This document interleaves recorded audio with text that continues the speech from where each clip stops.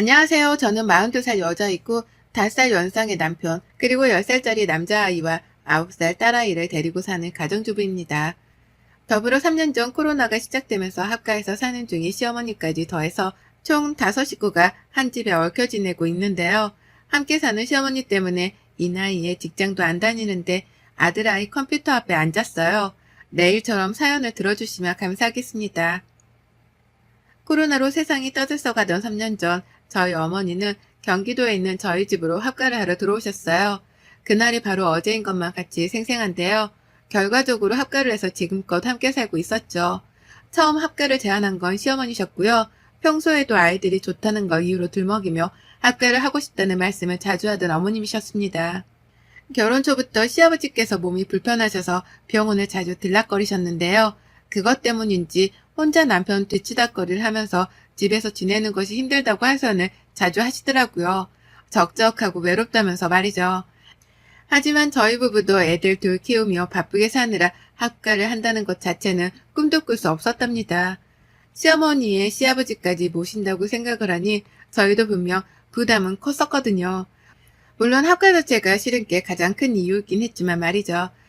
그러게 3년 전까지 틈만 나면 학과 얘기를 꺼내는 어머님의 말씀을 못 들은 척 하면서 잘 버텨왔었습니다. 애들이 학교에 들어가고 나서부터는 학부모가 된 저까지 덩달아 바빠져서는 더욱 어머님에 대해서 신경을 쓸 겨를이 없었네요. 남편이 대신해서 시아버지 병간호를 하며 시어머니도 간간히 챙겼고, 제가 하는 일이라고는 며느리로서 안부 인사 정도를 주기적으로 해드리는 것뿐이었어요. 저에겐 제가 챙길 제 부모님이 계셨으니까요. 그러다 코로나가 터진 후 시아버지가 돌아가시게 되며 상황은 아주 급격하게 달라졌습니다. 코로나 때문에 돌아가신 건 아니었지만 아버님 병세가 악화되어 갑작스레 상을 치르게 되었었죠. 그리고 난 후 시어머니는 혼자는 죽어도 못 산다며 남편을 부여잡고 대성통곡을 하시더라고요. 이렇게 살 바에야 그냥 차라리 죽는 게 낫겠다는 심한 말씀까지 하면서 말입니다. 그 후 남편은 시어머니에 대한 걱정의 정도가 달라진 건지 급하게 시댁을 처분하고 시어머니를 집으로 모셔왔어요. 그렇게까지 한 달이 채 걸리지 않았었죠. 저에게는 정말 황망한 때였답니다. 서른에 결혼해 남편과 오랜 시간을 함께 살아오면서 충분히 존중받고 사는 줄 알았는데 시어머니를 모시고 사는 문제를 한마디 논의조차 하지 않고 멋대로 결정을 했다고 생각하니 화도 치밀어 올랐었죠. 배우자에게서 받은 배신감도 이루 말할 수 없었고요. 하지만 별 수 없었습니다. 남편이 죽고 혼자가 된 시어머니의 마음을 채 헤아리기조차 힘들었는데 코로나가 터진 상황에서 저조차 세상 일이 어지러운데 무작정 어르신을 나가라며 쫓아낼 수도 없는 노릇이었으니까요. 여러 복합적인 상황들 때문에 제가 잠시 침묵을 하는 걸로 결론을 내렸고, 그렇게 어머님은 저희와 함께 한 집에서 사는 한 식구가 되었답니다. 그간에 어머님과 함께 살며 겪었던 우여곡절이 너무나도 많아서 이 한글에 담을 순 없지만요. 기가 막힐 정도로 이해하기 힘들었던 적들만 꼽아보자니 제 가슴이 다 철렁하네요. 어머님은 저희 집에 들어오셔서 한동안은 적응을 하는 건지 꽤나 조용하셨습니다. 마치 눈치를 보는 사람처럼 평상시에 좋아라는 손주, 손녀들한테도 말을 아끼셨고, 당신 아들이 집에 들어와도 눈인사 정도만 하시는 등 저희가 시어머니 눈치를 보게까지 만드셨답니다. 기분이 괜찮으신 건지 어디 불편해서 저러시는 건지 등등 오만 가지 생각이 들게끔 하셨었죠. 남편도 괜히 제가 집에서 눈치를 먼저 주는 바람에 어머님이 편하게 지내지 못하시는 게 아니냐며 핀잔을 주기 시작했고, 그쯤 되니 저도 괜히 잘못을 한 것만 같더라고요. 시어머니가 정말 나 때문에 내 눈치를 본다고 말이 없는 건가 하고 말이죠. 그런 상황이 여러 번 반복이 되고 남편으로부터 의돈찮은 의심과 오해를 사게 되며 저도 더 신경을 쓰게 되었답니다. 시어머니께 말 한마디라도 더 걸어보고 어머님이 좋아를 하실 만한 간식거리라도 내어드리면서 최대한 집안에서 어머님과 사이좋게 지내보려고 애를 썼어요. 왜 눈치를 보는지는 모르겠지만 처음엔 말씀도 없고 웃음도 없으셨던 어머니께서도 제가 적극적으로 관계 개선을 해보려고 나서기 시작하면서부터는 서서히 말씀도 많아지셨고, 그때부터 애들과 웃는 등 평소다운 모습을 보이기 시작하셨답니다. 평소에는 정말 말이 많은 분이셨거든요. 아무튼 그렇게 집안에서 저의 적극적인 보살핌 아닌 보살핌을 받기 시작하신 어머님은 그때부터 달라지기 시작하셨습니다. 이제는 저희 집을 완전히 자신의 집이라고 생각을 하기 시작한 거죠. 그리고는 본성도 드러나더라고요. 처음에 눈치 보며 집안 동태를 살피신 것이었고 그 후에는 본격적인 집안 어른 행세를 하신 거죠. 위덜은 아니 가장 나이 많은 노인답게 말입니다. 가장 큰 문제는 아이들을 가르치는 교육 가치관이었어요. 부모인 저랑 남편이 괜찮다는데도 불구하고 시어머니가 애들 교육에 관여를 하려고 드시더라고요. 제가 애들 아침에 꼭 먹이면서 키웠고 다만 애들이 밥 먹는 걸 굉장히 부담스러워하고 또 첫째 아이 같은 경우에는 배탈이 자주 나는 편인지라 아침에는 최대한 간소하게 먹였습니다. 코로나로 등교를 못하고 원격 수업을 할 때에도 삶은 계란이나 고기를 얹힌 죽을 내어주면서 아침을 부담스러워하지 않게 하려고 노력했죠. 그런데 어머님은 그걸 가지고서 아침 밥상머리 교육을 잘 못 시키고 있다며 저를 혼내키시더라고요. 그러면서 애들한테는 자고로 밥은 팍팍 퍼먹어야 크는 건데 니들 엄마가 잘못하고 있구나 라고 하며 억지로 밥을 몇 숟가락씩 더 떠먹이곤 하셨답니다. 당연히 애들이 먹기를 거부했고 또 싫어했죠. 제대로 된 반찬도 나오지 않았는데 밥부터 퍼먹으라면서 밥그릇에 밥만 주니 어떤 애들이 그걸 좋아라 하며 먹겠냐고요. 하지만 어머님은 그걸 가지고서도 애들이 밥상머리 교육을 못 받아서 안 먹는 거라며 큰 소리를 내셨답니다. 저도 그렇고 애들도 그렇고 기분이 나쁠 수밖에 없는 취급이었죠. 또 다른 문제는 저하고 다른 어머님의 생활 습관이었는데요. 어머님이 글쎄 남의 물건에 손을 참 쉽게 대시더라고요. 꼭 도둑마냥 말입니다. 그간에 다 제 남편이랑 자식들이었기 때문에 누가 제 물건에 손을 대건 말건 상관이 없었습니다. 손을 댄다 하더라도 제 물건을 버리는 것도 아니었고 그냥 딸아이가 호기심에 엄마 화장품에 손을 대는 게 전부였는지라 문제가 될 것이 전혀 없었죠. 오히려 귀여운 아이의 행동이었고요. 그런데 시어머니가 집안에 들어오신 후로는 너무나 많이 신경이 쓰이기 시작했어요. 첫째로 어머님은 제 물건에 손만 대는 게 아니라 멋대로 버리는 행동까지 시전하셨답니다. 며느리는 딸도 아니고 엄연히 남이기에 며느리 물건에 손을 댈 때 허락이라도 받으면 좋으시란만 그런 애이 따위도 전혀 없으시고요. 그렇게 손을 대고 난 후 멋대로 필요 없는 물건일 것이라고 판단하고서는 그걸 그냥 버려버리시더라고요. 그렇게 버려진 제 옷이랑 화장솜, 팩트 쿠션, 그리고 매니큐어가 한 바가지였습니다. 애들이 마냥 어린 갓난아이도 아니고 저도 기분 전환 삼아 손톱에다가 살 색깔이나 투명 색깔의 매니큐어 정도는 생각날 때 한 번씩 바르는 편이었는데요. 그것마저도 어머님은 얘 엄마가 사치이고 주접떠는 짓이라며 버리셨어요. 옷도 며느리가 뭘 입는지 구경을 하고 싶었다며 옷장을 열어보고서는 조금이라도 무늬가 있어 보이는 건 교양 없어 보인다는 말씀을 하시며 버리셨고요.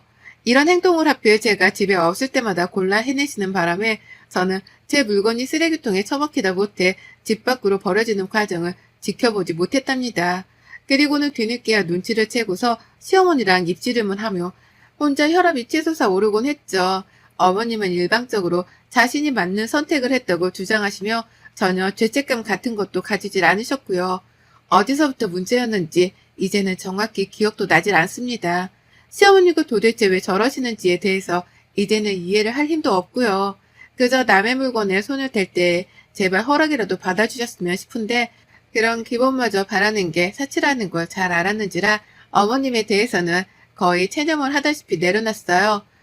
그런 사람과 한 집에서 살아간다는 건 정말이지 괴로운 일이었고 그걸 증명하듯이 저는 언젠가부터 40 초반인데 머리카락이 빠져나가기 시작했네요. 자고 있으면 베개 위에 머리카락이 한 움큼씩 빠져있는데 병원을 가보니 스트레스가 원인이라는데 시어머니 때문에 이 나이에 스트레스를 받다 못해 머리카락까지 빠지다니 생각할수록 차차하고 내 부모님을 볼 면목이 없었어요. 잘 사는 모습만 보여드리고 싶은데 뵐 때마다 나이가 팍팍 들어가는 모습을 보여드렸거든요. 친정 부모님까지도 걱정이 많으실 수밖에 없었답니다. 이런 시어머니하고는 정말 끝없는 전쟁을 한 집안에서 이어가는 중이었어요. 언제 끝날지 모르겠다며 저 스스로도 이 싸움의 끝을 감히 짐작조차 못하고 살고 있었는데요. 문제 덩어리인 시어머니가 큰 건 하나를 해내고야 마셨답니다. 지금 생각해도 열불이 나서 손이 파르르 떨리네요. 제가 너무 괴롭고 힘든데 어디다가 스트레스를 풀어야 하나 고민을 하던 중 피부 관리를 시작했어요. 저희 친정엄마가 저 볼 때마다 주름살이 너무 늘어간다며 가슴에 피멍이 드는 심정이라며 괴로워하고 난 후부터였죠. 내가 시어머니 때문에 빠른 노화를 겪고 있는데 이 모습을 친정엄마한테 계속해서 보여드리기만 할 수는 없다 싶었습니다. 그래서 내가 할 수 있는 한 피부 관리도 하고 내 자신을 가꾸면서 엄마한테도 딸이 예쁘게 나이 들어가는 모습을 보여드려야겠다 결심을 했어요. 그때부터 남편이 주는 용돈을 쪼개 제 화장품 사는 데에 쓰기도 했고요. 샤워하고 나와서 직접 만든 팩을 얼굴에 바르고 또 화장품으로 피부 관리도 하다 보니 언젠가부터는 자기 관리를 하는 그 시간이 너무 행복했습니다. 그 시간만큼은 온전히 나를 위해 투자를 하는 시간이었기 때문에 자존감도 괜시리 올라가는 것 같고 힐링이 되었어요. 아이들한테도 그 시간만큼은 엄마를 방해하지 말아달라 부탁을 했을 정도로 저는 하루 중 저녁 20분 동안에 즐기는 그 관리 시간이 행복했습니다. 근데 저희 남편이 고생시켜서 미안하다며 비싼 화장품 브랜드의 로션 하나를 사줬던 게 있었는데요. 아, 정말 이게 언젠가부터 줄어드는 속도가 너무 빠른 거예요. 비싸서 아깝다며 아끼고 아껴가며 쓰던 중이었는데 다음날 쓰려고 보면 농담이 아니라 무슨 로션이 0.5cm씩 줄어들었습니다. 그 정도 용량이 줄어들려면 펌프를 적어도 5번에서 10번은 했어야 할 텐데 그 속도로 로션이 줄어들어 갔어요. 그러니 눈에 확 띄는 바람에 눈치를 챘고 전 단박에 알아차렸죠. 이게 다 시어머니의 짓이라는 거 말입니다. 어머님 말고는 이 짓을 할 사람이 없었어요. 혹시나 싶어 저희 딸아이한테도 물었지만 아이한테선 엄마 그거 엄청 아끼는 거잖아 라고 하면서 엄마가 아끼는 물건에는 손을 안 댄다며 말해주더라고요. 어린아이조차 이런 생각을 가지고 있는데 시어머니란 사람은 그 나이에 도대체 무슨 짓을 하고 계시는 건지 생각할수록 화가 났지만 제 비싼 로션은 계속해서 줄어들어 갔습니다. 일전에도 제 매니큐어나 화장품에 몇 번씩 쓰거나 버리는 등 손을 댄 적이 많았는데요. 이번만큼은 너무 아깝더라고요. 일단 남편이 사준 화장품이기도 했고 제 용돈으로는 절대 사지 못하는 비싼 브랜드였기 때문에 저도 속으로 너무 아까워 미치는 줄 알았습니다. 그래서 더더욱 시어머니께 손대지 말라고 빨리 경고를 날린 참이었어요. 그리고는 어머니께 하루 날을 잡아 물었습니다. 혹시 내 로션에 손을 대냐고 말이죠. 용량이 매번 빠른 속도로 줄어든다며 제가 직접 핸드폰으로 매일 밤마다 찍었던 사진까지 보여줬습니다. 전날 이만큼 썼는데 다음날 이만큼밖에 남아있질 않는다고 하면서 혹시나 시어머니가 잡아떼실까 싶어 증거까지 보여주면서 대화를 시도해봤는데요. 상상 이상으로 어머님은 뻔뻔하시더라고요. 오히려 적반하장으로 제게 딸을 도둑 취급하는 거야 너? 라고 하며 기분이 굉장히 더럽다는 듯 불쾌한 표정을 지어 보이곤 화를 내셨답니다. 내가 비록 합가를 해서 살긴 하지만 그렇다고 네가 나를 기생충 취급하는 거를 못 본다. 내가 내 집 팔고 가져온 돈이 얼만데 넌 꼴랑 그 로션 하나 쓰는 걸로 생사람을 잡고 그러니? 라고 덧붙이면서까지 말이죠. 어찌나 생사람 잡는다고 유난을 떠시던지 오죽했음 제가 정말로 생사람을 잡는 중인 건가 싶어서 시어머니의 언변에 휘둘릴 뻔도 했어요. 다만 저는 시어머니를 지난 3년 내내 겪어봤었기 때문에 이번에도 분명 어머님이 한 짓이 분명할 것이라고 확신을 했죠. 다만 물증이 없었을 뿐 말입니다. 그러다 제가 괜찮은 생각을 해냈어요. 이미 시어머니가 못 찾으시도록 로션병을 화장대 서랍 안 깊숙한 곳에 숨겨놨는데요. 그냥 혹시나 싶었지만 시어머니가 또 로션을 발견하고서는 써버릴 상황을 대비하기 위해서 일부러 로션병 안에 있는 내용물을 모조리 다 일회용 로션통 안에다 옮겨버렸답니다. 그리고는 기존의 로션병 안에다가는 밀가루를 살짝 섞은 물을 대신해서 넣어버렸죠. 겉보기에는 영락없는 로션과도 비슷해 보였고요. 이 짓을 하면서도 내가 이렇게까지 해야 하나 싶어서 환멸이 나긴 했으나 전 또다시 내 물건이 시어머니 손에 만져지는 걸 원치 않았는지라 일단은 시도를 해봤습니다. 쓰고 이상하다 싶으면 본인도 하던 행동을 멈추시겠거니 하면서 말이죠. 그런데 그날 밤 바로 반응이 나왔어요. 제가 먼저 샤워를 하는 로션을 발랐고 잠들기 전 작은 애 숙제를 봐준다면서 애들 방에 잠깐 들어가 있었는데요. 그 사이 샤워를 마친 시어머니가 제 방으로 들어가셨던 모양이더라고요. 전 어머님이 소리를 치며 저를 찾으시기 전까지도 이 사실에 대해서 몰랐습니다. 막 작은 애랑 대화를 하고 있는데 밖에서 시어머니가 서윤이 엄마 어딨어? 빨리 좀 나와봐! 라고 하면서 저를 급하게 찾으셨어요. 어머님이 원래 정색할 일이나 저와 국거리를 두려고 하는 일에는 저희 딸 이름을 넣어서 누구 엄마야 하고 부르시거든요. 이번에도 딱 그런 상황이었답니다. 나가보니 어머님은 제 로션병을 아주 당당하게 들고 계셨죠. 너 이거 뭐야? 이 안에 든 게 뭐야? 이거 왜 이래? 내가 이걸 팔랐는데 순간 얼굴이 굳어지면서 뭐가 희멀건게 올라오는데 이거 뭐냐고 빨리 말 안 해? 라고 하면서 로션병 안에 든 내용물의 정체를 물으시더라고요. 제가 밀가루 섞어놓은 물인데 그걸 귀신같이 알아내신 겁니다. 얼굴에 펴 바르자마자 냄새도 이상하고 물이 마르면서 밀가루가 얼굴 위에 쌓이며 껍질 같은 게 생겨서는 껄끄러워졌다는 이유로 눈치를 까신 거였죠. 그리고 저는 그때다 싶고 아주 당당하게 물었어요. 뻔뻔한 시어머니께 당당하게 받아친 거죠. 왜 제 물건에 손대세요? 그거 제 로션인데 그걸 왜 바르세요? 남의 허락도 없이? 라고요. 어머님은 순간 아차 싶었던지 잠깐은 말을 잇지 못하셨지만 이내 말씀하셨습니다. 지금 그게 문제야? 이게 뭐냐고! 이거 왜 이래? 라고요. 그리고는 저한테 뭐가 들었는지 빨리 말을 하라고 하시는데 제가 그걸 순순히 대답해 줄 리가 없었죠. 왜 남의 걸 만지시냐니까요? 그 대답을 먼저 해주셔야 하는 거 아니에요? 라면서 더욱 깊게 파고드는 질문을 던졌더니만 어머님은 아유 짜증나! 라고 거품을 불며 화를 내셨습니다. 그리고는 이게 진짜 뭐냐니까? 라며 마치 음식물 찌꺼기 물이라도 얼굴에 묻었다는 듯이 소사리를 치시며 화장실로 달려가셨어요. 세수를 하기 위해서였죠. 그리고 전 어머님을 따라 화장실 문 앞까지 쫓아가서는 말씀드렸습니다. 그러게 왜 남의 화장품을 건드리셔서 그거 밀가루 탄 물이에요. 피부엔 별 탈 없으니 너무 겁먹지 마세요. 라고요. 시어머니는 너무 황당하셨는지 저를 쳐다만 보셨고 저는 그런 시어머니께 싱글생글한 표정을 보이면서 똑같이 노려봐 드렸습니다. 뭐 어쩔 거냐는 표정으로 말이죠.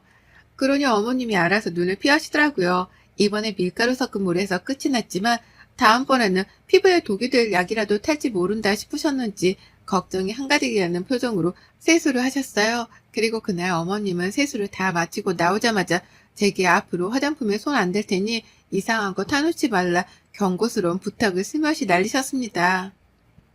화장품 말고 다른 것에도 장난질을 쳐놨을까 싶으셨는지 불안한 기색이 가득한 채로 절 바라보시더라고요. 부탁을 하시면서 말이죠. 그래서 전 하는 거 보고 판단하겠다고 했습니다. 내 집에서 내 맘대로 뭔 짓을 할지 모르니 싫으면 싫은 사람이 나가라는 말씀도 드렸죠. 제 딴의 행동 거지를 똑바로 하는 경고였는데 우리 어머님 그 말을 잘 알아먹으셨더라고요. 그 후부터는 제 물건에 절대로 손을 대지 않기 시작하셨답니다. 급기야 이제 완전히 저에게 백기를 드셔가지고요. 혹여나 며느리가 또 무슨 물건에 장난질을 쳐놨을까 싶어 겁부터 먼저 먹으며 행동하기 시작하셨어요. 당신 수건 닦는 데에도 혹여나 싶으셨는지 수건을 찬찬히 살펴보시고 나가기 전에 신발 속까지도 눈으로 훑어보고 신으신답니다.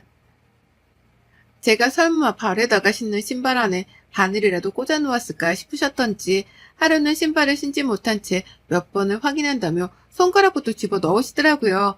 그걸 뒤에서 보고서는 뭐 하는 중이세요? 라고 물어를 보니 어머님은 이게 다 저 때문에 시작된 일이라는 것 마냥 뚱한 표정을 지으신 채로 말씀을 하셨답니다. 네가 내 마음을 아냐? 라고 말이죠. 그러면서 차마 며느리 기분을 상하게 할까 싶어 더 쓴 말을 못하겠고 속은 열불이 터져서는 겨우 인내를 하며 찡그린 표정으로 후다닥 밖을 나가버리셨죠. 밀가루 섞인 물의 여파가 크긴 컸는지 별의 별것에도 눈으로 확인부터 하고서는 행동을 하시는데 그 불편함이 저에게까지 느껴지는 게 너무나 통쾌하네요. 불편해 죽겠다며 뭘 하거나 씻거나 먹을 때마다 눈을 개스름하게 떠서는 확인부터 찬찬히 하시는데 저 의심병을 당장 고치지 못하면 어머님이 앞으로 참 많이 힘드시겠구나 싶었습니다. 사는 게 얼마나 피곤하고 역할까 싶어서 제가 다 불편해 죽겠더라고요. 물론 그런 시어머니를 보는 심정은 통쾌한 뿐이지만 말이죠. 그래서 저는 앞으로도 더 불편하시라고 장난기 가득한 표정으로 당분간 지내보려 합니다.